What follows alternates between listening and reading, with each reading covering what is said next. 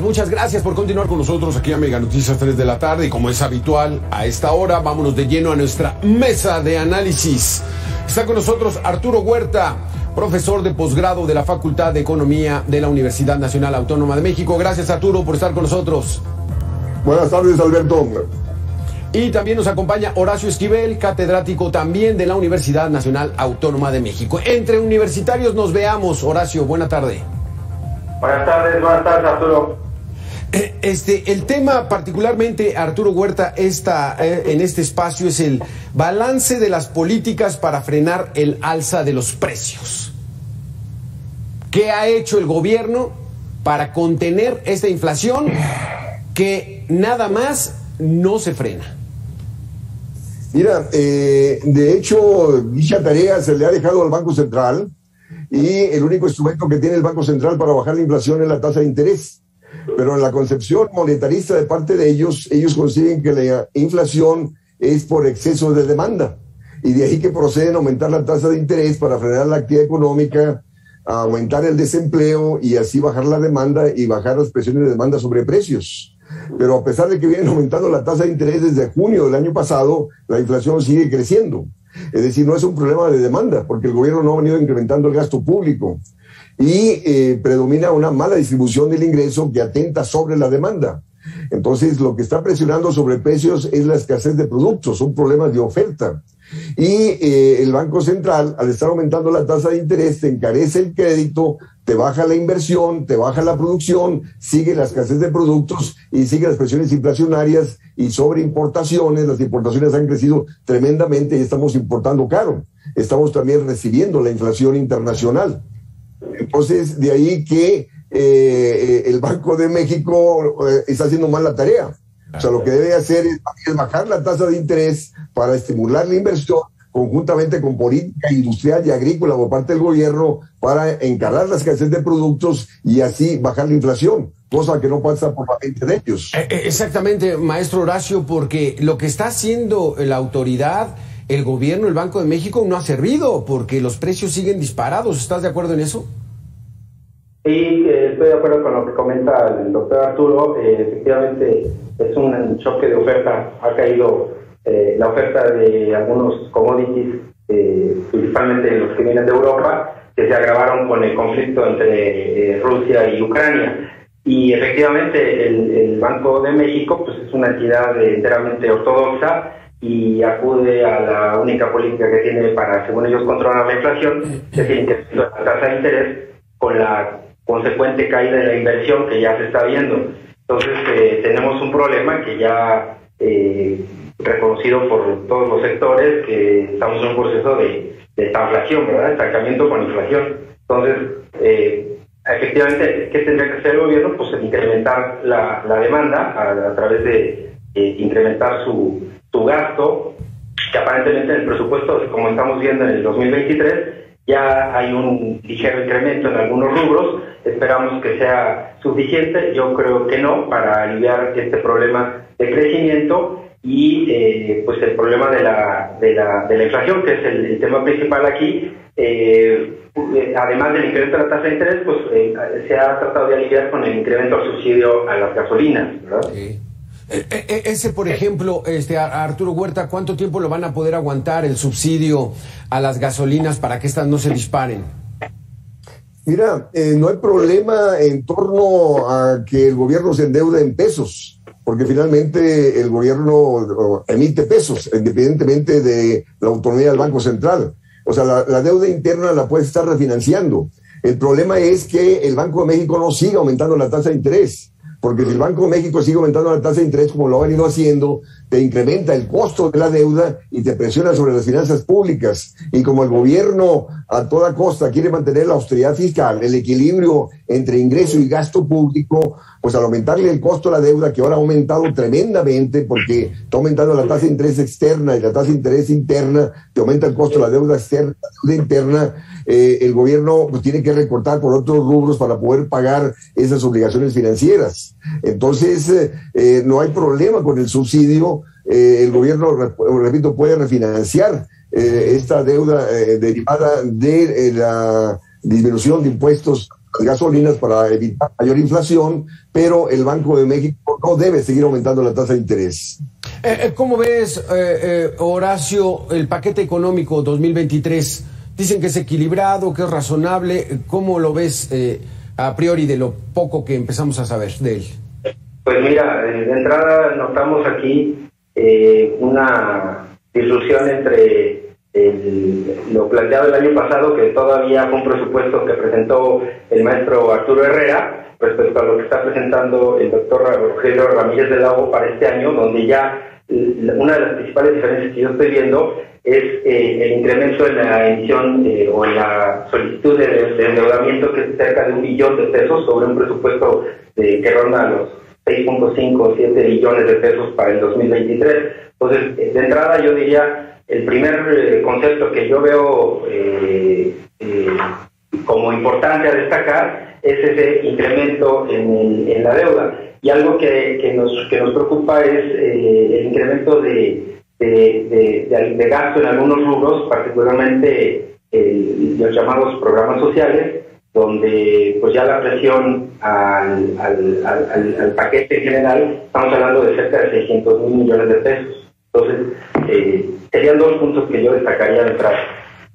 Arturo Huerta, ¿cómo ves parece que es hasta un aumento, creo que del 25-30%, ¿no? A programas sociales, mantenerlos ahí, ¿o me equivoco?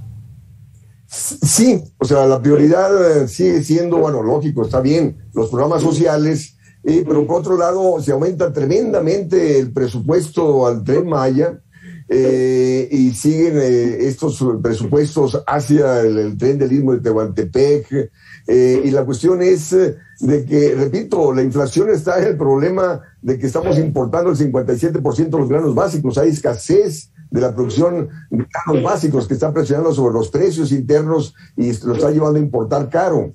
Entonces, no hay, en vez de que el gobierno invierta y promueva la inversión en el sector agrícola de granos básicos, en vez de impulsar más la producción de gas, que estamos importando el 70% del gas que consumimos y el precio del gas ha aumentado internacionalmente, pues no. El gobierno, bueno, a diferencia del año pasado, ahora sí recurre a deuda, ¿no?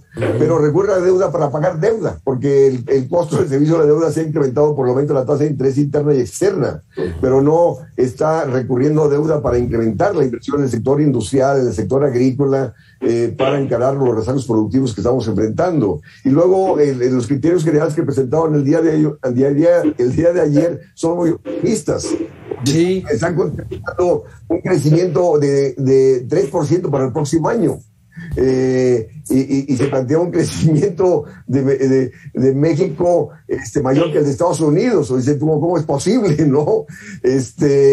Y luego también contempla una inflación para el próximo año de 3.2%. No, la inflación va a seguir en este país justo por los problemas de rezagos productivos. Y no hay perspectiva alguna de crecimiento económico, tomando en cuenta que seguirá el alza de la tasa de interés. Se contempla que la tasa de interés a fines del 2023 va a ser 8.5, como está hoy en día, y eso, aunado a la política de austeridad fiscal, pues te sigue contrayendo la actividad económica, siguen los rezagos productivos y seguirá la inflación. Aquí es ese punto, Horacio. Están siendo demasiado alegres esas cifras. Dicen que vamos a llegar a la inflación al 3.5. Si estamos en 8.70, casi en 9, ¿a poco la inflación puede, desplomarse de un día para otro? No, pues concuerdo con lo señalado por el doctor. La inflación planteada para el año que entra es una meta irreal del 3%. No se va a poder llegar. Ya lo digo también, el crecimiento estimado para el año que entra tampoco se va a llegar. Está en una meta de 3.2. Entonces va a estar muy complicado que esto se cumpla. Y yo sí insistiría nada más en el tema del endeudamiento y el seguir alimentando estos proyectos que no sé si vayan a cuajar a tiempo, que yo creo que no, el Tren Maya, la refinería Dos Bocas, incluso veo en el presupuesto que hay un incremento al subsidio al aeropuerto, al AIFA. Ajá. Y como han señalado algunos economistas connotados, si no se corrige a tiempo, vamos a entrar al siguiente, es un año electoral, entonces hay un incremento en el gasto público y estaría fraguando lo que llaman luego una tormenta perfecta si no se corrige desde ahorita. Es que si no se corrige, ¿cómo corregirlo, Arturo? Puedo entender que el tren del Istmo de Tehuantepec a lo mejor puede ser productivo, pero el Tren Maya, ¿qué cálculo de utilidad están estableciendo en el gobierno? ¿Qué tanto nos puede servir esos 18,000 o casi 20,000 millones de pesos que está costando su infraestructura? Mira, primero, el tren del Istmo de Tehuantepec está dirigido a promover entrada de inversión extranjera para a partir de ahí exportar. Pero resulta que el comercio internacional está caído y va a seguir caído en los próximos años, tanto por la recesión que se está dando, como porque muchos países están volcándose a asegurar el autoabastecimiento de insumos y productos para protegerse frente a eventuales pandemias o eventuales guerras que frenan el suministro de insumos y productos. Entonces muchos países están volcándose al autoabasto y por lo tanto eso va a caer más el comercio internacional y México sigue apostando al crecimiento hacia afuera. Repito, el comercio internacional ha venido cayendo desde el 2009 a la fecha y ahora ante el conflicto de la pandemia del 2020 y la crisis actual va a crecer cada vez menos. Y en relación al Tren Maya es apostarle al turismo internacional. Ahí está el problema de desempleo mundial. ¿Cómo está Europa? Europa va a una crisis severa. Estados Unidos también se pronostica que la recesión va a continuar el 2023. Entonces, no se puede estar apostando a factores externos como es el turismo internacional o las exportaciones. La política económica debe volcarse en torno a fortalecer la producción, la agricultura nacional, el empleo nacional, para crear condiciones endógenas internas de crecimiento, cosa que no pasa por los tomadores de decisiones. Horacio, nos hablabas de lo ortodoxo que es el Banco de México. La gobernadora Victoria Rodríguez Ceja fue propuesta por el presidente López Obrador. Digamos que la puso ahí pues para que hubiera un cambio, o de plano no se puede, o qué ocurre. Bueno, hay que recordar que ella es tiene voto de calidad, pero es un voto más dentro de la Junta. Entonces tampoco puede incidir totalmente en las decisiones que tome el Banco Central. Y volviendo al tema de qué se tiene que hacer, yo creo que lo que ya no se hizo en estos 4 años no se va a poder hacer en este año y pico que tenemos por delante. Entonces, lamentablemente yo creo que ahorita, por ahí comentó también, el doctor decía esto de la caída del comercio internacional, y un indicador importante que evidencia este dato que en el año pasado tuvimos un superávit de la cuenta corriente, lo cual habla de una caída en la producción. Es decir, cuando tenemos un saldo favorable en la cuenta corriente, quiere decir que la actividad económica va a la baja, y ese es un indicador, creo yo, inequívoco. Entonces, ¿qué hacer de aquí en adelante? Realmente yo insistiría en que lo poco que queda de tiempo no va a alcanzar para hacer lo que ya no se pudo hacer en estos 4 años. Queda demasiado poco tiempo, ya se fue la mayoría, prácticamente el 70% del sexenio, si no es que un poquito menos, de modo que, siendo realistas, sí, yo creo que habría que, como dicen los economistas sajones, better to be safe than sorry, o sea, mejor estar seguros que lamentando las cosas, ajustar el cinturón ahorita y no creo que haya tiempo para establecer una nueva política económica que incremente la producción en todo lo que se requiere, y ya se ha visto afectado pues tanto por la pandemia y luego por la guerra entre Rusia y Ucrania. Entonces, maestro Horacio, tú dices que no le va a dar tiempo a López Obrador de rectificar ya, porque ya prácticamente va a su último tercio. Pero, ¿esto se puede empeorar, maestro Arturo Huerta? Claro. Mientras siga la misma política económica de austeridad fiscal, de altas tasas de interés, de estabilidad del tipo de cambio, de libre movilidad de mercancías y capitales, seguiremos en este proceso de desaceleración de la actividad económica. Y y lógico, o sea, no pasa por la mente del presidente rectificar la política. Él sigue con una política a favor del sector financiero para que el sector financiero venga y no se vaya. De ahí el por qué predomina la alta tasa de interés, la austeridad fiscal, la estabilidad del tipo de cambio. Y veamos, la banca viene ganando lo que quiere. El primer semestre de este año la banca vio incrementadas sus ganancias en 42% en relación al igual periodo del año pasado. Entonces, y en cambio la actividad económica del segundo trimestre del 2022 está al nivel del cuarto trimestre de 2017.